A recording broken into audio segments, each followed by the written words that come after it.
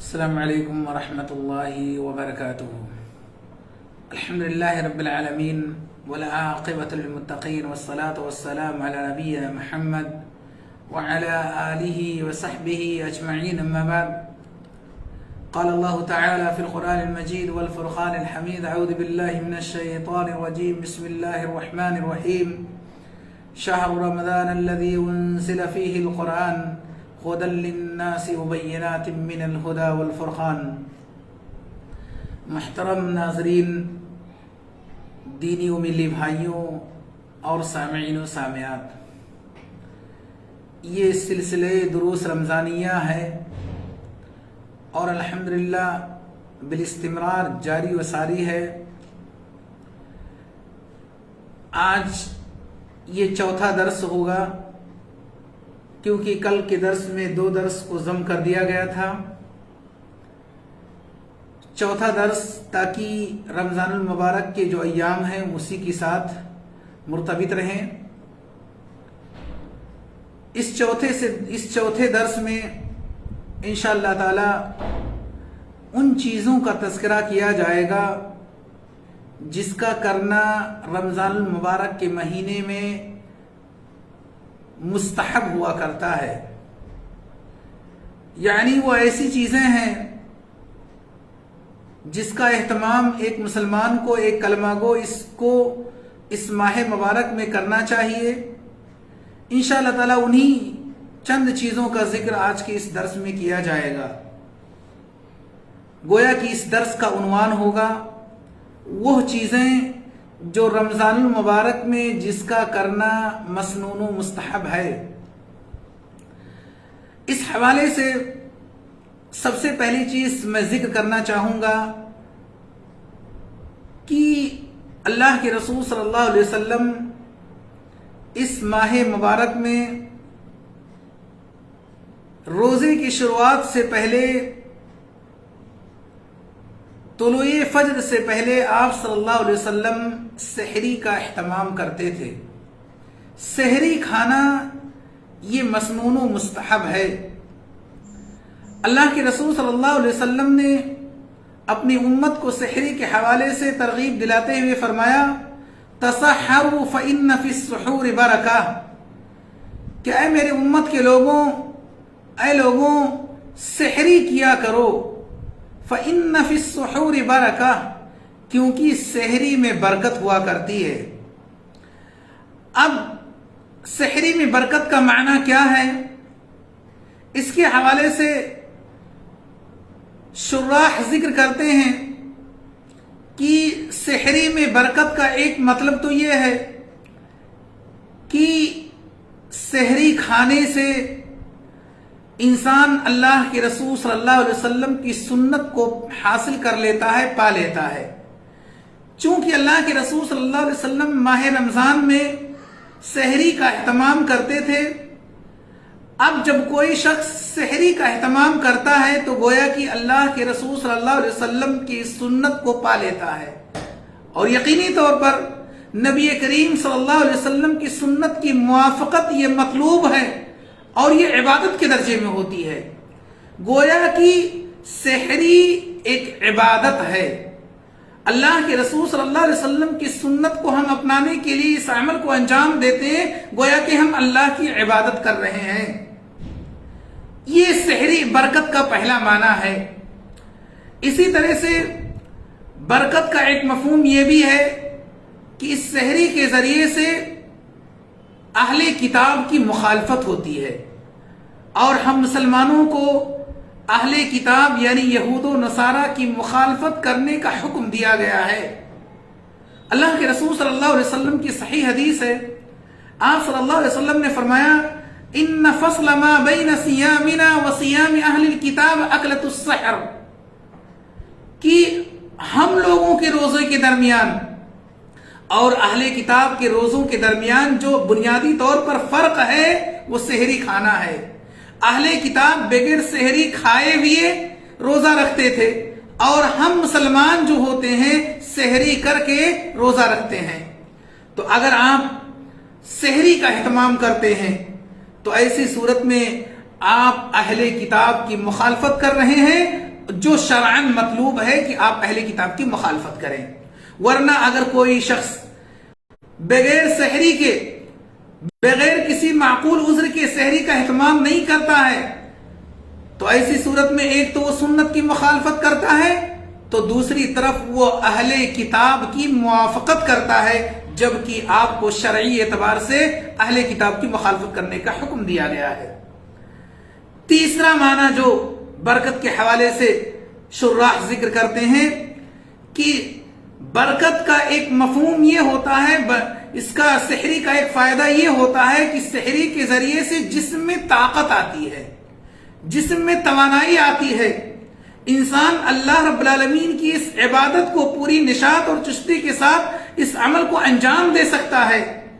اور جب آپ بغیر سحری کے اس روزے کو رکھیں گے تو ایسی صورت میں آپ کے جسم میں اتنی نشاط نہیں ہوگی، توانائی نہیں ہوگی، تو ایسی صورت میں آپ عبادت میں تساہلی کا شکار ہوں گے. اس لیے اگر آپ سحری کا اہتمام کرتے ہیں تو اللہ رب العالمین کی عبادت کے لیے آپ اپنے آپ کو تیار کرتے ہیں، اس سے تقویت ملتی ہے. اسی وجہ سے اللہ کے رسول صلی اللہ علیہ وسلم نے ایک حدیث کے اندر فرمایا کہ تسحروا ولو بجرعۃ من ماء.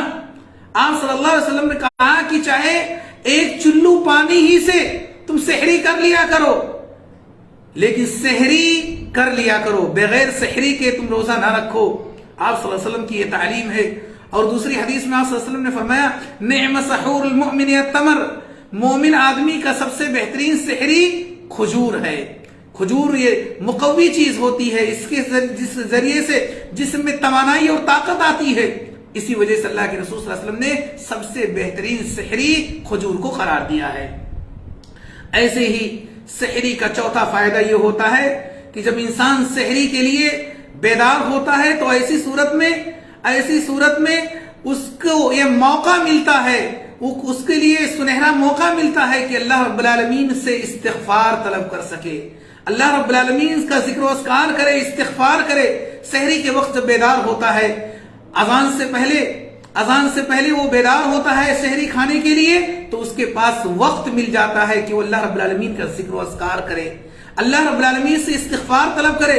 اور اللہ رب العالمین نے سحر کے وقت استغفار کرنے والوں کی تعریف کی ہے، ان کی مدح کی ہے.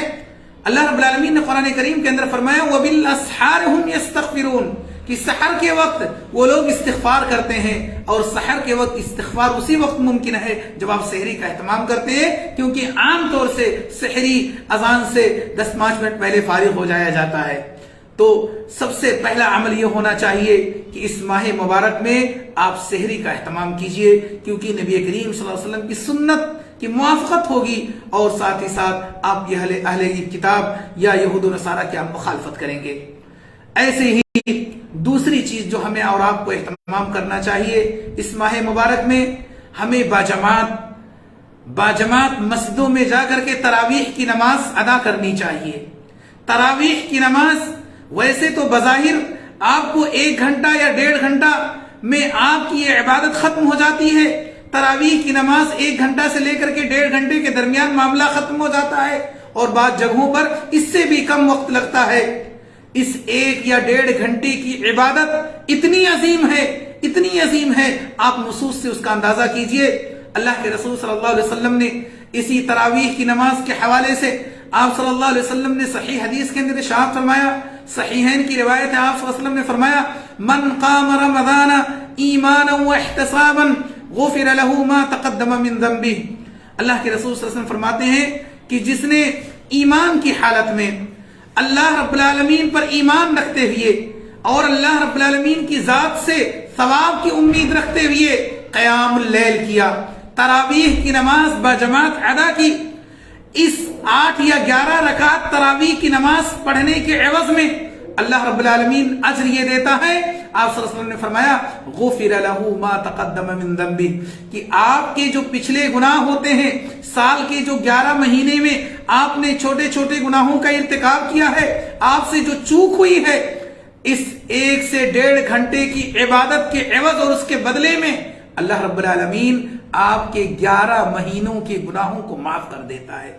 کتنا عظیم اجر ہے اس تراویح کی نماز کے حوالے سے. یہی نہیں بلکہ اللہ کے رسول صلی اللہ علیہ وسلم تراویح کی نماز کے حوالے سے، قیام اللیل کے حوالے سے آپ صلی اللہ علیہ وسلم ایک دوسری حدیث میں فرماتے ہیں إِنَّهُ مَنْ قَامَ مَعَ الْإِمَامِ حَتَّى يَنْصَرِفَ كُتِبَ لَهُ قِيَامُ لَيْلَةٍ۔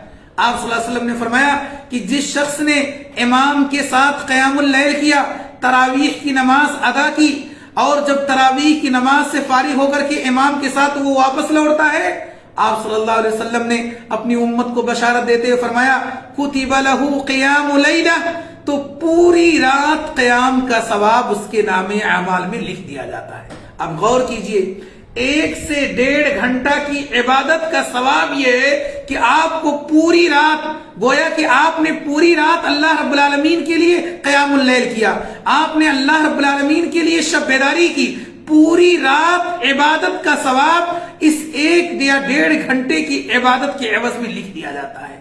کتنا بڑے بدنصیب ہوتے ہیں جو اس تراویح کی نماز کا اہتمام نہیں کر پاتے ہیں، اور ایسے ہی اور دنوں کی طرح صرف فرض نمازوں کا پر اکتفا کرتے ہیں۔ میرے دینی بھائیوں، اگر آپ چاہتے ہیں کہ آپ کے 11 مہینوں کے گناہ معاف کر دیے جائیں، آپ چاہتے ہیں کہ 1.5 گھنٹے 1 گھنٹے یا 1.5 گھنٹے کی عبادت کے ذریعے سے پوری رات آپ کے نام اعمال میں ثواب لکھے جائیں، تو ایسی صورت میں تراویح کی نماز کا اہتمام کیجئے، بہت اجر کا کام ہے۔ ایسے ہی اس ماہ مبارک میں خاص طور سے ایک مسلمان کو، ایک روزے دار کو تلاوت قرآن کا اہتمام کرنا چاہیے۔ یہ اصلاً یہ مہینہ قرآن کا مہینہ ہے، یہ شہر القرآن ہے۔ اسی مہینے میں اللہ رب العالمین نے قرآن مجید کو نازل کیا ہے، اور اللہ کے رسول صلی اللہ علیہ وسلم کے بارے میں آتا ہے کہ آپ صلی اللہ علیہ وسلم اس ماہ مبارک میں قرآن کریم کا مراجعہ کرتے تھے۔ آپ صلی اللہ علیہ وسلم اس کو بکثرت اس کا اہتمام کرتے تھے۔ سلف صالحین ایک رات میں، 2 دن میں، 3 دن میں اپنی وسعت اور امکانیات کے مطابق قرآن کریم کو ختم کرتے تھے۔ اس قدر بکثرت تلاوت کلام اللہ کا اہتمام کرتے تھے۔ میرے دینی بھائیوں، قرآن کریم کی تلاوت یہ عبادت ہے، اور اس کے اندر ڈھیر سارے ثواب ہیں۔ آپ اس کے ثواب کا اندازہ اللہ کے رسول صلی اللہ علیہ وسلم کی اس حدیث سے لگائیے۔ آپ صلی اللہ علیہ وسلم فرماتے ہیں من قرأ حرفا من کتاب اللہ فلہ بہ حسنہ، کہ جس شخص نے قرآن کریم کے ایک حرف پڑھا، فلہ بہ حسنہ، تو ایک حرف پڑھنے کی وجہ سے اس کو ایک نیکی دی جاتی ہے۔ والحسنۃ بعشر امثالھا، اور یہ ایک نیکی یہ 10 گنا کر دی جاتی ہے، 10 نیکی کے برابر کر دی جاتی ہے۔ لا اقول الف لام میم حرف، آپ صلی اللہ علیہ وسلم نے فرمایا کہ میں یہ نہیں کہتا ہوں کہ الف لام میم یہ پورا جملہ ایک حرف ہے، بلکہ الف ایک حرف ہے، لام ایک حرف ہے، میم ایک حرف ہے۔ گویا کہ اگر کوئی شخص صرف الف لام میم تلاوت کی نیت سے کہہ دیتا ہے تو اس کے نام اعمال میں 30 نیکیاں لکھ دی جاتی ہیں۔ الف لام میم 3 حرف سے مشکل ہے، اور اگر آپ اس کو صرف الف لام میم کہتے ہیں تو 30 نیکیاں آپ کے نام اعمال میں لکھی جاتی ہیں۔ اب غور کیجئے، اگر آپ نے ایک صفحہ یا ایک پارہ یا ایک سورت اگر آپ نے تلاوت کر دی تو کتنے حروف اس میں ہوں گے آپ اندازہ نہیں کر سکتے ہیں۔ چند گھنٹوں میں، چند منٹوں میں آپ اپنے نام اعمال میں نیکیوں کا ایک انبار، اللہ رب العالمین کے دربار میں آپ نیکیوں کا جو اجر ہوتا ہے قرآن کریم کی تلاوت کا، آپ اس کو رسید یعنی تسجیل کروا سکتے ہیں، لکھوا سکتے ہیں۔ اس لیے میرے دینی بھائیوں، ایسے ہی اللہ کے رسول صلی اللہ علیہ وسلم نے قرآن کریم کی تلاوت کے حوالے سے ترغیب دلاتے ہوئے آپ صلی اللہ علیہ وسلم نے فرمایا الماہر بالقرآن مع السفرۃ الکرام البررہ، جو قرآن کریم کی تلاوت بڑی روانگی کے ساتھ، بڑی فراٹے کے ساتھ قرآن کریم کی تلاوت کرتا ہے، وہ کس کے ساتھ ہوگا؟ آپ صلی اللہ علیہ وسلم نے فرمایا مع السفرۃ الکرام البررہ، وہ فرشتوں کے ساتھ ہوگا۔ جو فراٹے کے ساتھ قرآن کریم کی تلاوت کرتا ہے وہ فرشتوں کے ساتھ ہوتا ہے۔ والذی یقرأ القرآن ویتتعتع فیہ، اور جو شخص قرآن کریم کی تلاوت کرتا ہے لیکن اٹک اٹک کر کے پڑھتا ہے، آپ صلی اللہ علیہ وسلم نے فرمایا وَهُوَ عَلَيْهِ شَاقٌ، اس کے اوپر گراں گزرتا ہے، ڈھنگ سے وہ پڑھ نہیں پاتا ہے، روانی کے ساتھ پڑھ نہیں پاتا ہے۔ آپ صلی اللہ علیہ وسلم نے کہا اٹک اٹک کر پڑھنے والوں کو 2 اجر ملتا ہے، لہو اجران، 2 اجر ملتے ہیں اس کو، ایک اٹکنے کا ایک پڑھنے کا۔ میرے دینی بھائیوں، اگر آپ قرآن کریم کی تلاوت کرتے ہیں تو ایسی صورت میں آپ کو ایک حرف پر 10 نیکی ملتی ہے، اور ساتھ ہی ساتھ آپ فرشتوں کے ساتھ ہوتے ہیں، فرشتے آپ کے لیے مغفرت کر دیں گے، اور ایسی صورت میں اللہ رب العالمین اٹک اٹک کے پڑھنے والوں کے لیے بھی اجر سے محروم نہیں رکھا ہے، بلکہ ان کو دگنا اجر دیتا ہے۔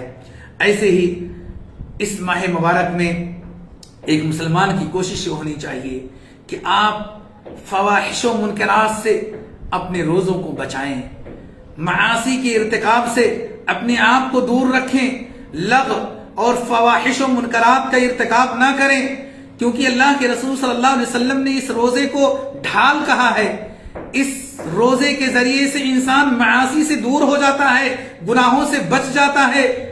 اللہ کے رسول صلی اللہ علیہ وسلم نے اپنی امت کو تعلیم دیتے ہوئے فرمایا وَإِذَا كَانَ يَوْمُ صَوْمِ أَحَدِكُمْ فَلَا يَرْفُثْ وَلَا يَسْخَبْ، کہ جب کوئی شخص تم میں سے کوئی شخص روزے کی حالت میں ہو، فَلَا يَرْفُثْ، تو گالی گلوچ نہ کرے، لوگوں کو برا بھلا نہ کہے، وَلَا يَسْخَبْ، اور نہ چیخے چلائے، فَإِن سَابَّهُ أَحَدٌ أَوْ قَاتَلَهُ، اور اگر کوئی دوسرا شخص آپ کو برا بھلا کہنا شروع کر دے، آپ سے جھگڑے کرنا شروع کر دے، آپ صلی اللہ علیہ وسلم نے اپنی امت کو تعلیم دی فَلْيَقُلْ إِنِّ امْرُئٌ صَائِمٌ، تو آپ کہہ دیجئے کہ بھائی میں روزے سے ہوں، میں آپ کی جھگڑے کا جواب نہیں دے سکتا، میں روزے کی حالت میں ہوں، میں آپ کی گالی کا جواب نہیں دے سکتا ہوں۔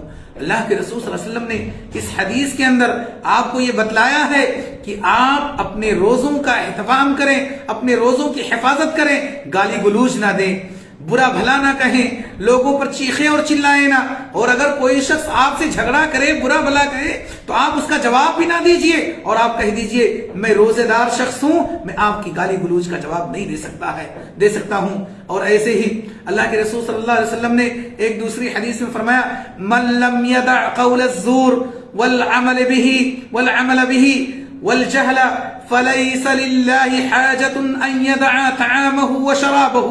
آپ صلی اللہ علیہ وسلم نے فرمایا کہ جو شخص جھوٹ سے باز نہ آئے، روزہ بھی رکھتا ہو اور جھوٹ کا بھی ارتکاب کر رہا ہو، جھوٹ دھڑلے کے ساتھ بولتا ہو، جہالت والا عمل کر رہا ہو، تو ایسی صورت میں آپ صلی اللہ علیہ وسلم نے فرمایا فَلَيْسَ لِلَّهِ حَاجَةٌ، ایسے جھوٹے دار کہ روزوں کو اللہ رب العالمین کی ضرورت نہیں ہے، اللہ رب العالمین ایسے جھوٹوں کے روزوں کا ذمہ دار نہیں ہے۔ فَلَيْسَ لِلَّهِ حَاجَةٌ، اللہ رب العالمین کو ایسے جھوٹوں کی روزوں کی ضرورت نہیں ہے کہ وہ اپنے کھانے کو چھوڑیں، کھانے پینے کو چھوڑ کر کے فالتو میں روزے رکھیں۔ اللہ کے رسول صلی اللہ علیہ وسلم نے اس حدیث کے اندر ایسے لوگوں کے روزے سے برات کا اظہار کیے ہیں جو روزہ بھی رکھتے ہیں اور جھوٹ کا ارتکاب کرتے ہیں۔ میرے دینی بھائیوں، زبان کی حفاظت کیجئے، فواحش و منکرات سے اپنے آپ کو دور رکھیے۔ یہ ایسی چیزیں ہیں جس میں خاص طور سے انسان کو اس کا اہتمام کرنا چاہیے۔ الہ العالمین سے دعا گو ہوں کہ الہ العالمین تو ہم سب کو روزے کی صحیح سمجھ عطا کرنے کی توفیق عطا فرما۔ الہ العالمین تو ہم سب کو اس بات کی توفیق دے کہ ہم اپنے روزوں کی حفاظت کر سکیں اور شریعت اسلامیہ کے بتائے ہوئے طریقے پر اس ماہ مبارک کو گزار سکیں۔ آمین۔ تقبل یا رب العالمین۔ ھذا واللہ اعلم وصلی اللہ علی نبینا محمد وعلی آلہ وصحبہ اجمعین۔ والسلام علیکم ورحمۃ اللہ وبرکاتہ۔